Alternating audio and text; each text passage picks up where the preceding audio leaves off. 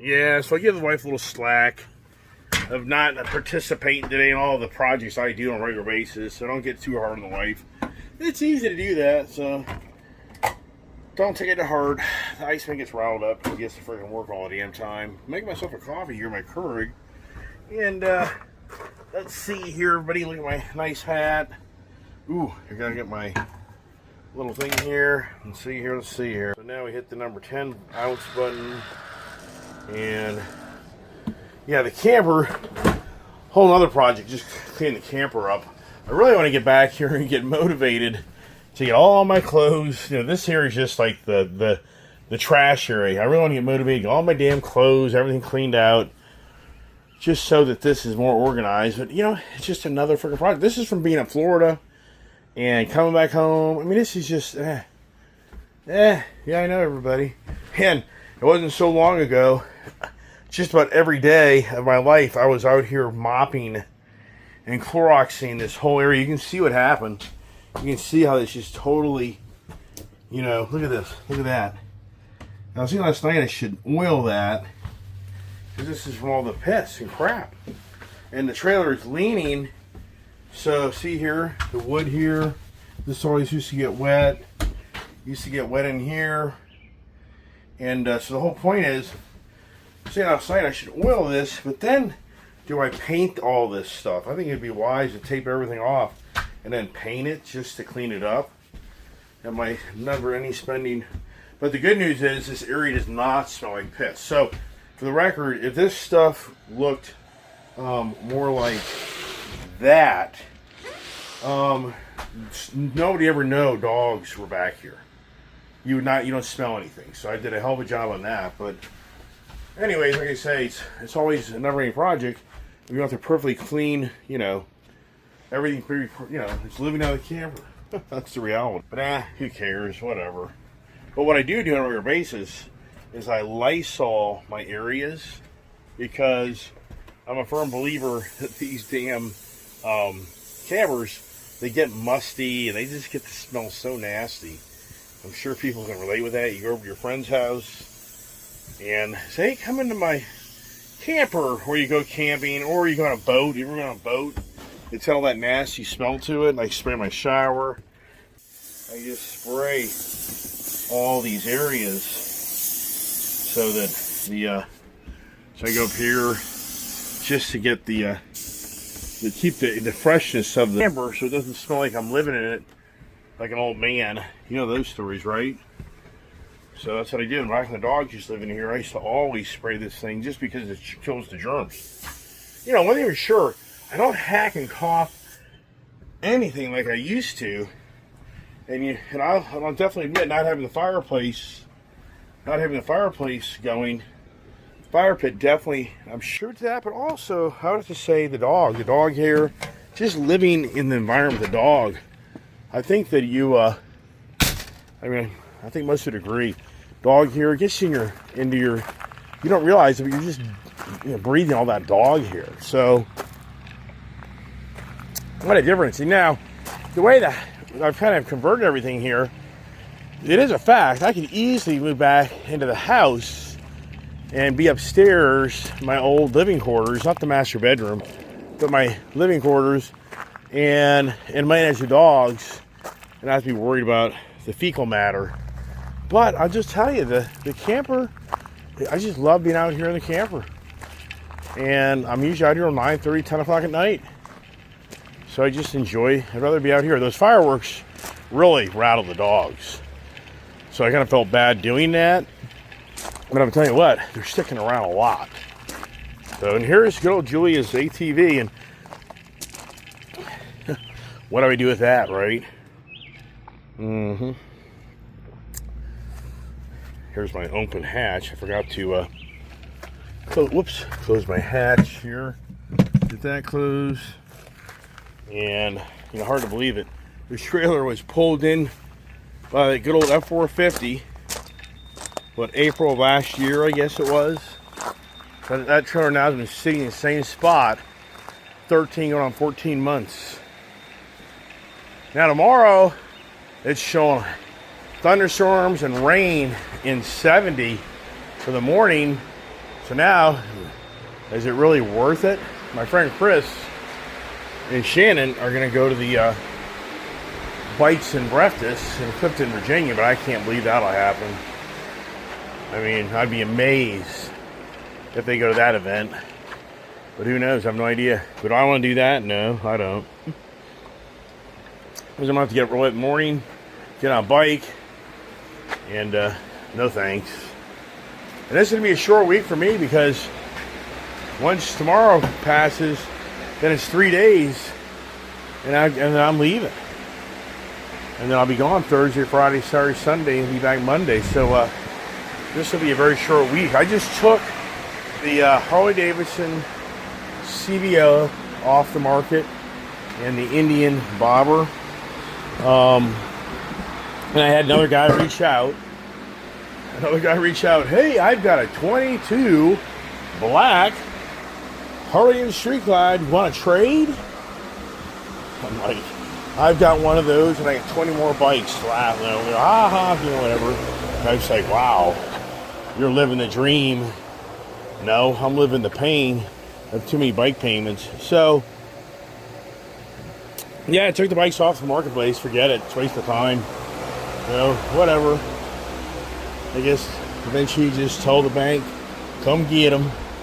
Those deficiencies would never be that big, so whatever, who cares? The biggest deficiency right now I have in the path is going to be this guy right here. If I let this go, this is a 20 grand deficiency, I promise you that. Easy. What a joke. If I let go of the Lowrider ST, that'll probably be about an 8 grand deficiency. So the two Harleys with fees, pickup, all this other bullcrap, those two bikes should be a $30,000 bill. You can see how quickly you can start getting into just owing tons of money. Hey, it's just a monthly payment.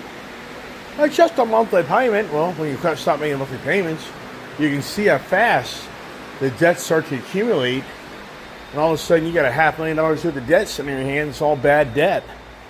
Yeah, could that be the end of the story? Could be. Could I get myself out of it? I could. Do I want to? Not yet. May I have to? Possible. I mean, I know one thing. If they said they're putting this road through here, and I wasn't get the big money, oh yeah, then I'd be like, yeah, who cares? Just come get all this stuff, and we'll just play a game for a year, and then eventually I'll just get some money and pay everybody and say, c'est la vie. That goes on. So, but who knows? Even for me, it's like, how the hell did I even think I could pay for all this stuff? How the hell did the banks even think I could pay for all this stuff? I mean, I'll just tell you straight up. I never wrote down on a credit application that I make $1 million a year. I mean, just so you know. I never, ever said that I make $1 million a year. He knows as well as I do. For the lifestyle I have and had, that's $1 million a year income. You got to make $100 grand a month to pay for all this stuff. So why did the banks approve it? I mean, I'm not here to bitch that Brett says blame the banks and everybody else, but I'm just sharing with you. I never wrote down that I make $100 grand a month. And if the bankers ever sat down and run the numbers of all the money that was going out every month, I don't get how they ever came to closure that this guy deserves another car, truck, or motorcycle. How did they come to that equation, everybody? Yeah, because you got the dealership calling the finance person and tell them look the other way and just send me the money. That's more of the story, everybody. It's the finance guys schmoozing over the decision makers to let yet another deal go down, and they don't care. The dealership doesn't care because they get their money and they're not part of the fiasco in the end. That's why they do it. Now, if the dealer had to personally take responsibility for the returns, it would be a whole different ballgame. You know what? And they really should have a law that way. The dealerships have to participate in the bad decision making of pushing deals onto people that they know in the end probably goes sour, but they don't care. Well, they would really care if the dealership had to pay the consequences of the deficiencies. Yeah, it'd be a whole different tune then. Oh, Oh, he'd be a whole dealerships would be always hammering 20% down, 20% down, 30% down. That's all they'd hammer all day long. It's like, no, sorry. If you don't have 20 or 30 grand put down, we're not interested. We're not interested. That's what it would change the dynamics of the industry overnight. So why isn't the dealership part of this, everybody? Think it through. The dealership, they're just as much the person stroking the, signing the paperwork. Am I right or wrong? I have so many deals with one finance guy that I even told them many times, like, man, this is risky. It'll be all right. Man, this is risky, man. I don't know. This is going to get me crazy. Oh, it'll be all right. So yeah, for that person, who cares? I'm not going to come back on him, but if it came back on him, would that person then be pushing the deal? Hell no. And that's where the banks sometimes kill the deal because they demand the 20% down, 30% down, and then the dealer can't get the deal done. All right, enough harboring and bitching about the same old tune every day. Should I jump in the pool? It's definitely warm and hot out, but I don't think that pool's warm enough. And this is the time of year where the thunderstorm sneaks up on you. So let me go put my hand in it. The dogs are upstairs in the office. Somebody's shooting their gun off big time around here, so it's kind of freaking them out a little bit. So I'm just kind of leaving. He asked me to throw his fireworks back here. Gypsy really bolted. I'm thinking, oh gosh, here goes Gypsy running off the damn property. For a minute, I'm like, oh man, I just created a fiasco.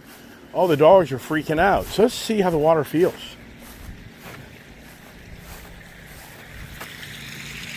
Not bad. Yeah, this is nice. This is very tempting. I keep on forgetting to order. There's a new net. A new net. I can't believe it. Yeah, man, I tell you what. I think I'm going to jump in the pool. I think I'm going to do it, everybody. That sounds like a great idea to me. That's incredible how this Gorilla Tape. It's beyond unbelievable, everybody. This Gorilla Tape has held up. Look.